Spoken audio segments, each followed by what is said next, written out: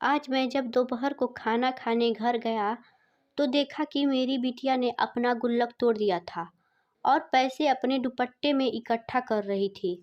मैंने पूछा, यह गुल्लक क्यों तोड़ दिया? तो वह रोने लगी और दौड़कर मेरे पास आकर मुझसे लिपट गई और बोली, पापा, हमारी चाची बीमार हैं। चाचा काम करने गए हैं। चाची को तेज बुखार है। चाची दर्द से कराह रही है। मैं एक क्षण अपनी बिटिया को देखता रहा और भाव विभोर होकर मैंने कहा कि चाची के साथ तो तुम्हारी माँ का झगड़ा है, फिर तुम यह सब क्यों कर रही हो? बिटिया ने धीरे से कहा कि मम्मी और चाची का झगड़ा है, हमारा नहीं। फिर मैंने अपने छोटे भाई को फ़ोन किया और पूछा, कहाँ हो? वो बोला, काम में बिजी हूँ और शाम तक आ पाऊँगा।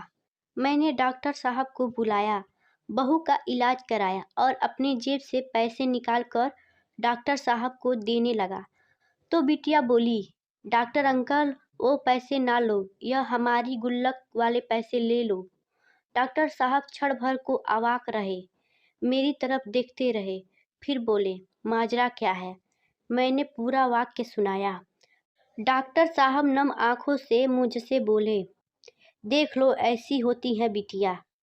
डॉक्टर साहब ने कुछ दवाइयाँ लिखकर पर्चा देते हुए कहा, मुझे फीस नहीं चाहिए।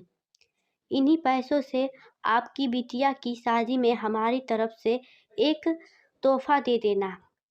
मैं फिर गंभीर विचार करने लगा कि हम क्यों बेटों की चाह में बेटियों का गर्भपात करवा देते हैं।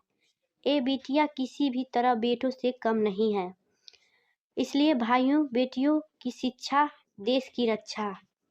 नमन है ऐसी बेटी और उसकी संस्कार को। धन्यवाद। Like and subscribe.